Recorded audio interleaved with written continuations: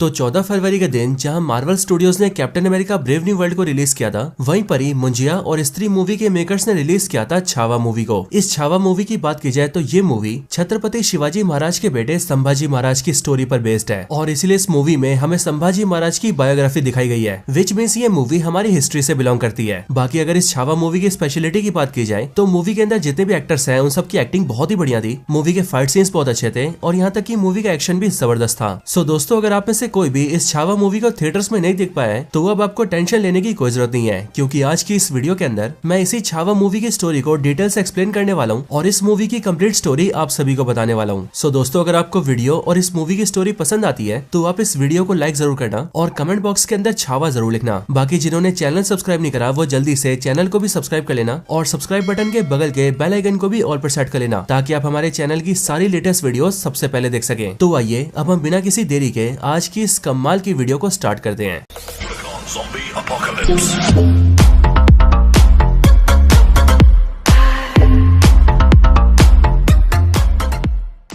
तो दोस्तों, छावा मूवी की स्टोरी स्टार्ट होती है साल 1680 से, लेकिन इस मूवी के स्टार्ट होते ही हमें 1680 से भी पहले का पास्ट दिखाया जाता है और इस पास्ट के अंदर हम इंडिया की हिस्ट्री जानते हैं। हमें पता लगता है कि 16th सेंचुरी तक इंडिया के मोस्टली एरियाज को इंडियन किंग्स रूल करते थे, लेकिन 16th सेंचुरी में पहली बार बाबर ने इंडिया पर कब्जा करा और उसी ने शुरुआत करी मुगल साम्राज्य की, जिसके बाद आगे चलकर मुगल एम्परर्स ही इंडिया पर रूल करते रहे और ये सारे के सारे मुगल एम्परर्स बहुत ही ज्यादा क्रूर थे और इसीलिए ये इंडियंस के ऊपर काफी ज्यादा अत्याचार करते थे। लेकिन इसी मुगल साम्राज्य का जो छठा एम्परर था उसका नाम था औरंगजेब, और ये औरंगजेब सारे मुगल्स में भी सबसे ज्यादा क्रूर था, इसीलिए इसने इंडिया के लोगों को काफी ज्यादा परेशान किया था। लेकिन फिर यहीं पर इतिहास में एंट्री होती है शिवाजी महाराज की, जिनका असली नाम था शिवाजी भोसले। शिवाजी भोसले मराठा एम्पायर के फाउंडर थे, क्योंकि इन्होंने इंडिया के अंदर मराठा एम्पायर को एस्टेब्लिश किया था और जब ये पूरे मराठा एम्पायर के किंग बने थे तब इनका नाम पड़ा था छत्रपति शिवाजी महाराज। इसके साथ ही छत्रपति शिवाजी महाराज की जो सोच थी वो औरंगजेब से बिल्कुल उल्टी थी, क्योंकि जहाँ औरंगजेब सभी पर कब्जा करके उन्हें अपने हिसाब से रखता था, वहीं पर ही जो शिवाजी महाराज थे वो स्वराज में बिलीव करते थे, यानी कि एक ऐसा राज जहाँ पर सारे इंसानों को बराबर के राइट्स मिले और हर इंसान अपनी जिंदगी के फैसले खुद ही ले सके। और अपने इसी स्वराज की सोच को लेकर छत्रपति शिवाजी महाराज ने मराठा एम्पायर को काफी बड़ा कर दिया था। लेकिन इस दौरान औरंगजेब ने उन्हें मारने की काफी कोशिशें की थी, लेकिन उसने जितनी बार भी शिवाजी महाराज से लड़ने की कोशिश की तब शिवाजी महाराज ने हर बार उसकी आर्मी को हरा दिया और हर एक बार औरंगजेब को हार का सामना करना पड़ा। और दोस्तों, ये जो छावा मूवी है ये इन्हीं छत्रपति शिवाजी महाराज के बेटे संभाजी महाराज के ऊपर बेस्ड है। अब दोस्तों, इस पास्ट की कहानी के खत्म होते ही हम दिल्ली का लाल किला देखते हैं और हमें पता लगता है कि ये साल 1680 है एंड इस टाइम पर औरंगजेब लाल किला के जरिए पूरे इंडिया पर कंट्रोल करके बैठा है। लेकिन यहाँ पर थोड़ी देर बाद ही औरंगजेब को एक खबर मिलती है कि मराठा एम्पायर के किंग छत्रपति शिवाजी महाराज की मौत हो चुकी है, और ये बात जैसी औरंगजेब के दरबार में आती है वैसे इस बात को सुनकर सारे दरबार के लोग काफी खुश होते हैं और साथ ही जो औरंगजेब होता है वो इस बात से खुश होकर सबको पार्टी भी देता है। लेकिन अब इसके बाद ही सीन शिफ्ट होता है और हम सीधा मध्य प्रदेश के एक शहर बुरहानपुर को देखते हैं। इस बुरहानपुर में हम ये देखते हैं कि यहाँ पर मुगल साम्राज्य के काफी सारे सोल्जर्स होते हैं। साथ ही साथ हमें ये भी पता लगता है कि ये बुरहानपुर औरंगजेब का सबसे फेवरेट शहर है। अब इस बुरहानपुर के किले के अंदर जितने भी सारे सोल्जर्स होते हैं वो भी यहाँ पर शिवाजी महाराज की मौत की खबर सुन के काफी खुश होते हैं, बट ये लोग अचानक से इस बात को फील करते हैं कि मराठा एम्पायर के कई सारे सोल्जर्स उन पर अटैक करने आ रहे हैं। इस बात को जानते ही सारे सोल्जर्स जल्दी से तैयार होते हैं और अपने वेपन्स को लेकर किले के बाहर आ जाते हैं ताकि वो मराठा एम्पायर के सोल्जर्स का सामना कर सके। लेकिन जब मराठा एम्पायर के सोल्जर्स पास आते हैं तब मुगल एम्पायर के सोल्जर्स ये देखते हैं कि उनके सामने मराठा एम्पायर का कोई सोल्जर नहीं है, बल्कि सिर्फ और सिर्फ घोड़े हैं। और ऐसा इसीलिए दोस्तों क्योंकि मराठा एम्पायर के सोल्जर्स ने उनके सामने घोड़े छोड़ दिए थे ताकि सभी का ध्यान घोड़ों पर जाए। और इतने में हम ये देखते हैं कि मराठा एम्पायर के सोल्जर्स अगल बगल के रास्तों से किले के अंदर एंटर हो जाते हैं और देखते देखते मुगल सोल्जर्स के ऊपर अटैक कर देते हैं। इसके बाद ही सभी सोल्जर्स की फाइट स्टार्ट होती है, लेकिन फिर वहाँ पर जितने भी मराठा एम्पायर के सोल्जर्स होते हैं उनके बीच से एंट्री होती है छावा की, यानी कि शिवाजी महाराज के बेटे संभाजी महाराज की। और जैसा कि आप सब जानते हैं कि संभाजी महाराज को विक्की कौशल ने प्ले किया है। यहाँ पर हम ये देखते हैं कि संभाजी महाराज के साथ काफी कम सोल्जर्स होते हैं, लेकिन तब भी वो लोग देखते ही देखते मुगल सोल्जर्स को पेलने लगते हैं। और यहाँ पर मुगल सोल्जर्स का जो लीडर होता है उसका सामना सीधा संभाजी से होता है, लेकिन वो इस लड़ाई के अंदर एक ट्रैप को यूज करता है और संभाजी महाराज को नीचे के एक तहखाने में गिरा देता है। और जब संभाजी उस तहखाने में गिरता है तब वो देखता है कि वहाँ पर एक शेर है जो कि देखते देखते संभाजी पर अटैक कर देता है। लेकिन दोस्तों, यहाँ पर हम संभाजी की पावर्स और उसकी ब्रेवरी देखते हैं और हमें पता लगता है कि संभाजी महाराज देखते देखते उस शेर को ढेर कर देता है। लेकिन जब आखिर में वो शेर नहीं मानता तब संभाजी अपने दोनों हाथों से उसके दांत पकड़ता है और अपनी हाथों की ताकत से उसका मुंह चीर देता है और फिर उस शेर को मारकर संभाजी बाहर निकलता है एंड देन वो वहाँ वहाँ के सारे मुगल सोल्जर्स को बीट कर देता है। और फिर इन सब के बाद संभाजी वहाँ के सोल्जर्स के लीडर को घुटनों पर लाता है और उसे जिंदा छोड़कर उससे कहता है कि जब औरंगजेब यहाँ पर आए तो तब तुम उसे बता देना कि ये सारा काम शिवाजी के बेटे संभाजी ने किया है। और औरंगजेब ये जरा भी ना सोचे कि शिवाजी के मरने के बाद मराठा एम्पायर कमजोर हुआ है, बल्कि बेशक से शिवाजी महाराज जो कि एक शेर थे वो मर गए हैं, लेकिन उन शेर का बेटा यानी कि छावा अभी भी जिंदा है। और इस छावा के जिंदा रहते औरंगजेब कभी भी मराठा एम्पायर को हरा नहीं सकता है। और फिर ये सब करने के बाद ही संभाजी अपनी पूरी आर्मी लेकर वापस चला जाता है। इसके बाद औरंगजेब को जैसे इस बारे में पता लगता है वैसे वो जल्दी से बुरहानपुर आता है और यहाँ कर वो ये देखता है कि उसकी फेवरेट शहर को संभाजी महाराज और उसके सारे सोल्जर्स ने जहन्नुम बना दिया है। लेकिन ये सब देखकर औरंगजेब को बहुत ज्यादा गुस्सा आता है और इसीलिए वो अपनी आर्मी को ऑर्डर्स देता है कि वो सब लोग जल्दी से तैयारी करे और मराठा एम्पायर पर हमला करे और पूरे मराठा एम्पायर को बर्बाद करके वो लोग संभाजी महाराज को कैद कर लें और उसे मेरे पास लेकर आए। और फिर हम भी ये देखते हैं कि औरंगजेब के कहने पर उसकी आर्मी तैयारी करने लगती है और जल्दी से जल्दी मराठा एम्पायर की ओर निकल जाती है। अब दोस्तों इसके बाद ही सीन शिफ्ट होता है और हम सीधा मराठा एम्पायर को देखते हैं। मराठा एम्पायर के अंदर हम सीधा रायगढ़ के किले को देखते हैं, जो किला महाराष्ट्र के अंदर है। एंड इसी रायगढ़ किले के अंदर रहकर संभाजी महाराज पूरे मराठा एम्पायर को रूल करते हैं। इस रायगढ़ किले के अंदर संभाजी अपनी पूरी आर्मी के साथ लौटता है और फिर उसके यहाँ आने के बाद हम मराठा एम्पायर के कई सारे इंपॉर्टेंट कैरेक्टर्स को देखते हैं। यहाँ पर हम सबसे पहले संभाजी की वाइफ से मिलते हैं, जिनका नाम होता है येसुबाई, और इन्हें मूवी के अंदर प्ले किया है रश्मिका मंडाना ने। इसके साथ ही हम संभाजी महाराज की एक सौतेली माँ से भी मिलते हैं, जिनका नाम सोयाराबाई होता है, और साथ ही उनका एक 11 साल का बेटा भी होता है जिसका नाम राजा राम होता है, और ये राजा राम संभाजी का सौतेला छोटा भाई होता है। बाकी इनके साथ भी हम कई सारे इंपॉर्टेंट कैरेक्टर से मिलते हैं, जिनमें शामिल होते हैं मराठा एम्पायर के आर्मी चीफ सर सेनापति, जिन्हें एक्टर आशुतोष राणा ने प्ले किया है, और साथ ही साथ हम संभाजी के एक फ्रेंड से भी मिलते हैं, जिनका नाम होता है कवि कलश, और इस कवि कलश को प्ले किया है एक्टर विनीत कुमार सिंह ने। अब दोस्तों यहाँ पर हम ये देखते हैं कि छत्रपति शिवाजी महाराज की मौत की वजह से मराठा एम्पायर के लोगों को और सोल्जर्स को थोड़ा सा दुख तो होता है, लेकिन उन सभी को शिवाजी महाराज के बेटे संभाजी महाराज के नया राजा बनने की खुशी भी होती है। और इसी अगले सीन में हम ये देखते हैं कि मराठा एम्पायर के अंदर संभाजी महाराज का राज्याभिषेक किया जाता है और उन्हें मराठा एम्पायर का नया राजा बनाया जाता है, यानी कि मराठा एम्पायर का नया छत्रपति, जिसके बाद संभाजी कहलाते हैं छत्रपति संभाजी महाराज। अब दोस्तों यहाँ पर हम ये देखते हैं कि संभाजी का नया छत्रपति बनने की वजह से सभी लोग काफी खुश होते हैं, लेकिन संभाजी की जो सौतेली माँ होती है, जिनका नाम सोयाराबाई होता है, वो उनके राजा बनने से बिल्कुल भी खुश नहीं होती है। और ऐसा इसीलिए क्योंकि उनका जो बेटा होता है, जिसका नाम राजा राम होता है, वो उसे ही राजा बनते हुए देखना चाहती है। और इसलिए दोस्तों सोयाराबाई ये प्लान बनाती है कि वो संभाजी महाराज को मरवा देगी ताकि संभाजी के मरते ही उनका बेटा राजा बने। और इस काम के लिए हम ये देखते हैं कि मराठा एम्पायर के 5 सीनियर लेवल के मिनिस्टर्स इस काम में सोरायाबाई के साथ मिले होते हैं, और इसलिए ये पांचों भी सोरायाबाई के साथ मिलकर संभाजी को मारने का प्लान बनाने लगते हैं। लेकिन अब इसके बाद ये सीन शिफ्ट होता है और हम संभाजी के वाइफ के 2 भाइयों से मिलते हैं, यानी कि संभाजी महाराज के सालों से। यहाँ पर संभाजी के जो ये दोनों साले होते हैं वो उनसे मिलकर कहते हैं कि वो शिवाजी महाराज और संभाजी महाराज के स्वराज की सोच से काफी खुश हैं, लेकिन असल में वो लोग ये चाहते हैं कि वो लोग जिस एरियाज के लीडर हैं उन्हें उस एरिया का पूरा कंट्रोल दे दिया जाए ताकि वो लोग उस एरिया को अपने हिसाब से चला सके। लेकिन दोस्तों हम ये देखते हैं कि जो संभाजी महाराज होते हैं वो ऐसा करने से मना कर देते हैं, और ऐसा इसीलिए क्योंकि अगर संभाजी ने उन्हें अपने इलाके को अपने हिसाब से चलाने को दे दिया तो इस चीज की डिमांड बाकी लोग भी करेंगे, एंड अगर ऐसा होता है तो स्वराज यानी कि लोगों का राज कभी नहीं आएगा, और इसीलिए स्वराज की खातिर संभाजी ऐसा करने से मना कर देते हैं। लेकिन दोस्तों हम ये देखते हैं कि संभाजी के मना करने की वजह से संभाजी के दोनों सालों को काफी गुस्सा आता है और वो मन ही मन संभाजी से जलने लगते हैं। लेकिन अब इसी टाइम पर हम दूसरी तरफ औरंगजेब को देखते हैं, जहाँ पर हमें पता लगता है कि औरंगजेब के कई सारे बच्चों में उसका एक बेटा था जिसका नाम था अकबर, और ये अकबर औरंगजेब को धोखा देकर राजा बनना चाहता था, जिसके लिए उसका ये प्लान था कि वो अपने फादर को मार दे और मुगल साम्राज्य का नया राजा बन जाए। लेकिन जब औरंगजेब को इस बारे में पता लग गया तब उसके बेटे अकबर की जान खतरे में आ गई, और इसीलिए अकबर वहाँ से भाग गया और वो अपने कई सारे सैनिकों के साथ मिलकर मराठा एम्पायर में घुस गया। अब मराठा एम्पायर में आने के बाद ही जो अकबर होता है वो सीधा संभाजी को मिलने को बुलाता है और उनसे बातचीत करता है, और उनसे बात करके वो संभाजी से कहता है कि वो जानता है कि संभाजी का दुश्मन भी औरंगजेब ही है, और साथ ही साथ वो भी अपने फादर औरंगजेब को मारना चाहता है, और इसीलिए उसका ये प्लान है कि वो और संभाजी साथ मिल जाए और वो लोग मिलकर औरंगजेब को खत्म कर दें। लेकिन दोस्तों हम ये देखते हैं कि संभाजी ऐसा करने से मना कर देता है, और संभाजी अकबर से सिंपली ये बोलता है कि मराठा कभी भी मुगल का साथ नहीं देते क्योंकि कोई भी मुगल विश्वास के काबिल नहीं है, और फिर ये बोलकर संभाजी वहाँ से जाने लगता है। लेकिन फिर उसी टाइम पर अकबर संभाजी को एक रिटर्न पेपर दिखाता है और वो पेपर संभाजी को पढ़ने के लिए देता है, जिसके बाद जब संभाजी उस पेपर को पढ़ता है तब उसे ये पता लगता है कि उस पेपर का जो लेटर है वो उसकी सौतेली माँ सोयाराबाई ने लिखा है, और ये लेटर सोयाराबाई ने अकबर को भिजवाया होता है, और उस लेटर में ये लिखा होता है कि अकबर संभाजी को मारने में सोयाराबाई की मदद करे, और अगर अकबर संभाजी को मार देता है तो उसके बाद सोयाराबाई मुगल साम्राज्य का नया राजा अपने बेटे को बनाएगी, और जब उसका बेटा राजा राम नया राजा बन जाएगा तब अकबर को मुगल साम्राज्य का जितना हिस्सा चाहिए होगा वो उसे खुशी खुशी दे देगी। अब इन सारी बातों को पढ़ने के बाद ही संभाजी को बहुत बड़ा धक्का लगता है, और अब क्योंकि अकबर ने संभाजी को एक सच्चाई बताई होती है इसलिए संभाजी अकबर का साथ तो नहीं देता, लेकिन वो अकबर को एक वचन देता है, और वो अकबर से कहता है कि वो जानता है कि औरंगजेब यानी कि उसका बाप उसके पीछे पड़ा है, और अगर अकबर औरंगजेब के हाथ पड़ा तो वो उसे मार देगा। लेकिन संभाजी अकबर को ये वचन देता है कि जब तक वो मराठा एम्पायर की जमीन पर खड़ा है तब तक औरंगजेब उसका कुछ नहीं बिगाड़ सकता है, और अगर औरंगजेब या फिर उसकी आर्मी का कोई भी मेंबर उसे मारने आता है तो संभाजी खुद अकबर की प्रोटेक्शन करेगा। करेगा। अब ये वचन देने के बाद ही संभाजी जल्दी से रायगढ़ अपने महल में आता है और फिर वो जल्दी से उन 5 आदमियों को ढूंढ लेता है जिन्होंने संभाजी को मारने के प्लान में सोयराबाई का साथ दिया था। और उन 5 को ढूंढकर संभाजी उन 5 को हाथी से कुचलवा के मार देता है, क्योंकि उन सब ने अपने राजा को मारने का प्लान बनाया था, जो कि एक बहुत ही बड़ा क्राइम होता है। लेकिन अगर बात करें सोयराबाई की, तो सोयराबाई संभाजी की सौतेली माँ थी और संभाजी उनसे बहुत ज्यादा प्यार करता था और इसीलिए संभाजी उनसे कुछ नहीं कहता है। लेकिन जब सोयराबाई अपने रूम में सो रही होती है, तब संभाजी उनके पास जाता है और वो उनके पैर छूकर ये प्रे करता है कि उनकी माँ यानी कि सोयराबाई अपनी लाइफ में जो भी चाहे उन्हें वो मिल जाए और भगवान उनकी सारी इच्छाओं को पूरा करे। लेकिन दोस्तों, इसके बाद ही हम ये देखते हैं कि औरंगजेब ने मराठा एम्पायर पर अटैक करने के लिए अपनी जो लाखों की आर्मी भेजी थी, वो देखते ही देखते मराठा एम्पायर तक पहुंच जाती है और फिर मुगल एम्पायर के सारे सोल्जर्स मराठा एम्पायर में घुसकर वहाँ के सारे गाँव को डिस्ट्रॉय करने लगते हैं और सभी आम लोगों को जान से मार देते हैं। वो मर्दों को मारते हैं, औरतों को मारते हैं, बूढ़ों को मारते हैं और यहाँ तक कि सारे बच्चों को भी मारने लगते हैं। साथ ही साथ वो उनके घरों को लूट लेते हैं और लूट कर उन सबके घर को आग भी लगा देते हैं। और हम ये देखते हैं कि वो सारे मुगल सोल्जर्स देखते ही देखते मराठा एम्पायर के सारे गाँव को डिस्ट्रॉय करने लगते हैं। लेकिन अब इन सब के बारे में जैसे संभाजी को पता लगता है, वैसे वो उन सारे मुगल सोल्जर्स को रोकने का और उन्हें हराने का प्लान बनाता है। लेकिन उन्हें ये पता लगता है कि जो मुगल एम्पायर के सोल्जर्स हैं, उनकी संख्या लाखों में है और मराठा एम्पायर के सोल्जर्स सिर्फ और सिर्फ 25,000 हैं। लेकिन सिर्फ 25,000 होने के बाद भी मराठा एम्पायर के सारे सोल्जर्स उन लाखों सोल्जर्स से लड़ने के लिए तैयार होते हैं। लेकिन संभाजी सीधी लड़ाई से मना कर देता है, क्योंकि वो जानता है कि सीधी लड़ाई में शायद से वो उन सारे मुगल सोल्जर्स को हरा तो देंगे, बट ऐसा करने में मराठा एम्पायर के भी काफी सोल्जर्स मारे जाएंगे और संभाजी ऐसा नहीं चाहता था। एंड इसके लिए वो ये डिसाइड करता है कि वो मुगल सोल्जर्स को हराने के लिए गुरिल्ला वॉरफेयर का यूज करेगा। अब दोस्तों, ये जो गुरिल्ला वॉरफेयर होती है, ये युद्ध का एक ऐसा तरीका होता है जिसमें दुश्मन से सामने से नहीं लड़ा जाता है, बल्कि इसमें दुश्मन पर छुपकर वार किया जाता है और बिल्कुल तेजी से दुश्मन को खत्म कर दिया जाता है। और दोस्तों, मैं आपको बता दूं कि जो गुरिल्ला वॉरफेयर है, इसकी शुरुआत इंडिया में शिवाजी महाराज ने की थी और इसीलिए मराठा एम्पायर के सोल्जर्स गुरिल्ला वॉरफेयर के बारे में काफी बढ़िया से जानते हैं। अब ये डिसाइड करने के बाद ही संभाजी और उनके मराठा एम्पायर के सारे सोल्जर्स मिलकर मुगल सोल्जर्स को घेर घेर के मारते हैं। मुगल सोल्जर्स अगर जंगल में होते हैं तो वो लोग जंगल में छुप के मारते हैं, और अगर वो लोग पहाड़ों पर होते हैं तो मराठा एम्पायर के सोल्जर्स उन्हें पहाड़ों पे छुप छुप के मारते हैं। और इस तरह से देखते देखते वो सारे मुगल सोल्जर्स को मारने लगते हैं। बढ़िया देखकर औरंगजेब और सारे सोल्जर्स भेजता है, लेकिन मराठा एम्पायर के सोल्जर्स उन्हें भी धीरे धीरे करके खत्म कर देते हैं। और इस तरह से धीरे धीरे करके 8 साल बीत जाते हैं, यानी कि 8 सालों तक इसी तरह की लड़ाई चलती रहती है। लेकिन हर एक लड़ाई को मराठा एम्पायर के सोल्जर्स ही जीतते हैं। पर 8 सालों बाद औरंगजेब को ये पता लगता है कि इस तरीके से हार हार कर उसकी जो सोल्जर्स की आर्मी है वो आधी हो गई है। साथ ही साथ उसके खजाने का स्टॉक भी काफी कम हो गया है, क्योंकि उसने लड़ने में अपना काफी सारा पैसा गवा दिया है। लेकिन जब इन सारी बातों से मुगल एम्पायर परेशान होता है कि अब उन्हें आगे क्या करना चाहिए, तब उसी टाइम पर उनके साथ अचानक से एक बड़ी अजीब सी घटना होती है। और वो घटना ये होती है कि जो संभाजी के 2 साले होते हैं, वो सीधा औरंगजेब से मिलने आते हैं। औरंगजेब से मिलकर संभाजी के दोनों साले उससे कहते हैं कि औरंगजेब की तरह ही वो लोग भी संभाजी को जान से मारना चाहते हैं और इसीलिए संभाजी को मारने में वो लोग औरंगजेब की हेल्प करेंगे। बस बदले में वो लोग ये चाहते हैं कि संभाजी को मारने के बाद मराठा एम्पायर के अंदर उनका जो एरिया है, औरंगजेब उन्हें वो एरिया पूरी तरह से सौंप दे और आगे भी उनसे वो एरिया कभी ना छीने, ताकि वो दोनों अपने एरिया को अपने हिसाब से रूल कर सके। अब औरंगजेब इस प्रस्ताव को मान जाता है, जिसके बाद उन दोनों की डील हो जाती है और संभाजी के दोनों साले औरंगजेब से मिल जाते हैं। इधर दूसरी तरफ मराठा एम्पायर में हम ये देखते हैं कि मराठा एम्पायर के सोल्जर्स धीरे धीरे करके सारी वॉर्स को जीतते जा रहे थे और ऐसा कर करके उन्होंने औरंगजेब और मुगल एम्पायर को काफी कमजोर कर दिया था। अब इसके बाद मराठा एम्पायर के जितने भी एरिया लीडर्स थे, उन सभी को संभाजी एक मीटिंग के लिए बुलाता है और ये मीटिंग रखी जाती है महाराष्ट्र के संगमेश्वर में। अब संगमेश्वर के अंदर ये मीटिंग इसीलिए रखी गई है ताकि संभाजी सभी के साथ मिलकर आगे की लड़ाइयों की स्ट्रेटेजी बना सके और स्ट्रेटेजी बनाकर मराठा एम्पायर की आर्मी को एक साथ किया जाए और एक साथ मिलकर औरंगजेब की मुगल एम्पायर पर अटैक किया जाए। और अगर मराठा एम्पायर ने ऐसा कर दिया तो फिर वो लोग औरंगजेब को जरूर हरा देंगे, जिसके बाद जाकर वो पूरे भारत देश को मुगल साम्राज्य से फ्री करा देंगे और फिर जाकर निर्माण होगा एक अखंड भारत का और फिर उस अखंड भारत में स्वराज की स्थापना होगी। और इस तरह से संभाजी महाराज, शिवाजी महाराज और पूरे मराठा एम्पायर का सपना सच करेगा। अब इसी सोच को लेकर संभाजी रामेश्वरम में मीटिंग करता है और हम ये देखते हैं कि इस मीटिंग के अंदर 250 वॉरियर्स होते हैं, जिन सभी 250 वॉरियर्स को संभाजी पहले मोटिवेट करता है एंड देन सभी मिलकर अपनी बड़ी लड़ाई की स्ट्रेटेजी बनाते हैं। लेकिन अब इन सब के बाद रात होने पर वो लोग यहाँ पर सो जाते हैं और सबके सोने पर कुछ वॉरियर्स यहाँ पर पहरेदारी करते हैं। लेकिन जो लोग पहरेदारी कर रहे होते हैं वो लोग ये देखते हैं कि उनके सामने से मुगल एम्पायर की एक बड़ी सी आर्मी चलकर आ रही है। लेकिन जिस रास्ते से मुगल एम्पायर के सोल्जर्स आ रहे होते हैं, उस रास्ते को देखकर वो लोग काफी दंग रह जाते हैं, क्योंकि वो रास्ता असल में एक सीक्रेट रूट होता है और इस रास्ते के बारे में सिर्फ मराठा एम्पायर के वॉरियर्स को ही पता होता है। लेकिन फिर कुछ टाइम बाद ही वो लोग ये देखते हैं कि वो सारे मुगल सोल्जर्स जो कि उनके तरफ आ रहे हैं, उन सभी के साथ संभाजी के दोनों साले भी हैं और इसलिए उन दोनों को वहाँ पर देखकर वो सभी ये समझ जाते हैं कि संभाजी के दोनों सालों ने संभाजी और मराठा एम्पायर के साथ विश्वासघात किया है और वो दोनों औरंगजेब के साथ मिल गए हैं। और इसलिए ये बात जानते ही वो लोग जल्दी से संभाजी के पास जाते हैं और उन्हें ये सारी बात बताकर अलर्ट करते हैं और उनके साथ साथ वो सारे मराठा एम्पायर के वॉरियर्स को भी जगह देते हैं, जिसके बाद सबको सिचुएशन का पता लगता है। अब यहाँ संगमेश्वर के अंदर टोटल 250 मराठा वॉरियर्स होते हैं, लेकिन जो मुगल एम्पायर के सोल्जर्स उनके सामने से आ रहे होते हैं, उनकी संख्या 5000 की होती है। और इसीलिए उन सबको देखकर ये सारे मराठा वॉरियर्स संभाजी से कहते हैं कि वो जल्दी से जल्दी यहाँ से निकल जाएं और जल्दी से रायगढ़ जाएं, है, क्योंकि संभाजी मराठा एम्पायर के छत्रपति हैं और इसीलिए उनका सही सलामत रहना बहुत जरूरी है और इसलिए संभाजी को जल्दी से यहाँ से निकल जाना चाहिए। क्योंकि दोस्तों हम ये भी देखते हैं कि यहाँ पर जो 5000 के मुगल सोल्जर्स होते हैं उन सब के पास हर तरह के हथियार होते हैं और वहीं पर जो मराठा वॉरियर्स होते हैं उनके पास सिर्फ और सिर्फ उनकी एक तलवार होती है। लेकिन दोस्तों यहाँ पर हम ये देखते हैं कि संभाजी यहाँ से जाने से मना कर देता है और वो अपनी जगह एक दूसरे वॉरियर को रायगढ़ भेज देता है एंड उससे कहता है कि यहाँ पर जो भी हो रहा है उस बारे में वहाँ पर जाकर सबको बता दो। और उसको भेजने के बाद वो अपने सारे वॉरियर से कहता है कि शायद से आप सब ये भूल रहे हैं कि मैं एक शेर का बेटा हूँ, मैं एक छावा हूँ और एक छावा कभी भी कुत्तों से नहीं डरता है और इसीलिए मैं यहाँ रहकर इन सबका सामना करूंगा। संभाजी की बात सुनकर सारे वॉरियर्स के अंदर जोश आ जाता है और इसीलिए वो सभी संभाजी के साथ मिलकर लड़ने के लिए पूरी तरह से तैयार हो जाते हैं। लेकिन फिर दोस्तों देखते देखते अटैक हो जाता है और मुगल सोल्जर्स जल्दी जल्दी करके संगमेश्वर के अंदर एंटर होने लगते हैं और फिर हम ये देखते हैं कि दोनों साइड के सोल्जर्स एक दूसरे को मारने लगते हैं। लेकिन अब क्योंकि दोस्तों मुगल सोल्जर्स 5000 होते हैं और मराठा सोल्जर्स सिर्फ 250, वो भी अनप्रिपेयर्ड, इसीलिए इस लड़ाई के अंदर मराठा वॉरियर्स की हार होने लगती है और हम ये देखते हैं कि मराठा वॉरियर्स धीरे धीरे करके मरने लगते हैं। इसके बाद कई घंटों की लड़ाई के बाद मराठा वॉरियर्स लगभग खत्म हो जाते हैं और अगर बचते हैं तो सिर्फ संभाजी और उनका एक दोस्त। लेकिन ये दोनों अभी भी बहादुरी से मुगल सोल्जर्स का सामना कर रहे होते हैं और मुगल का कोई भी सोल्जर संभाजी को छू भी नहीं पा रहा होता है। लेकिन यहाँ पर भी संभाजी के दोनों साले मुगल सोल्जर्स को ये बता देते हैं कि उन लोगों को संभाजी को हराने के लिए उनके हाथों को जकड़ना होगा। और फिर ये बात जानते ही जो मुगल सोल्जर्स होते हैं वो जल्दी से कई सारी चेन्स का इस्तेमाल करते हैं और चेन फेंक फेंक के संभाजी के दोनों हाथ और दोनों पैर को जकड़ लेते हैं। और फिर जब संभाजी चेनों की वजह से कुछ नहीं कर पाता तब मुगल सोल्जर्स देखते देखते संभाजी को तलवार से काटने लगते हैं और उसे पूरी तरह से लहूलुहान कर देते हैं। इसके बाद संभाजी को और उसके दोस्त कवि कलश दोनों को औरंगजेब के पास ले जाया जाता है, जहाँ पहुंचने के बाद ही औरंगजेब सबसे पहले कवि कलश को मरवा देता है और संभाजी को अपने सामने बंधवा देता है और फिर वो संभाजी से अपने सामने हार मानने के लिए कहता है। लेकिन संभाजी औरंगजेब से हार नहीं मानता है और इसीलिए औरंगजेब सबसे पहले संभाजी की बॉडी के सारे नाखून उखड़वा देता है। देन उसके बाद वो उनके दोनों आंखों में गर्म सरिये डालकर उनकी आंखें फुड़वा देता है और फिर इसके बाद वो उनकी जीभ भी काट देता है। और इसी तरह से औरंगजेब संभाजी के साथ सारे गलत काम करता है। लेकिन तब भी संभाजी औरंगजेब के सामने घुटने नहीं टेकता है। लेकिन कई दिनों तक इतना कुछ होने की वजह से संभाजी अपना देह त्याग कर देते हैं, यानी कि संभाजी की मृत्यु हो जाती है। पर अपने मरने तक भी वो औरंगजेब के सामने झुकते नहीं है। बाकी दोस्तों इसके बाद ही हम मराठा एम्पायर को देखते हैं, जहाँ पर हमें पता लगता है कि औरंगजेब ने अपने सारे सोल्जर्स का इस्तेमाल करके मराठा एम्पायर के रायगढ़ को पूरी तरह से घेर लिया था और इसी वजह से मराठा एम्पायर के वॉरियर्स संभाजी महाराज की मदद के लिए नहीं आ पाए थे। लेकिन जब संभाजी महाराज की मौत की खबर वहाँ पर पहुंचती है तब सबको बहुत ज्यादा दुख होता है। लेकिन फिर उसके बाद संभाजी के छोटे भाई राजा राम को नया छत्रपति बनाया जाता है। अब ये खबर जैसी औरंगजेब को पता लगती है वैसी ये खबर जिसने औरंगजेब को सुनाई होती है, औरंगजेब उसे चाकू मार के जान से मार देता है और फिर वो संभाजी महाराज की लाश के सामने आकर कहता है कि मुझे शिवाजी से बहुत ज्यादा जलन है, क्योंकि शिवाजी के घर में तुम जैसे शेर ने जन्म लिया था। संभाजी काश तुम्हारे जैसा मेरा बेटा होता, क्योंकि अगर तुम्हारे जैसा मेरा बेटा होता तो वो मेरे लिए पूरी दुनिया को जीत लेता। और फिर दोस्तों हम ये देखते हैं कि इसके साथ ही ये छावा मूवी यहीं पर एंड हो जाती है।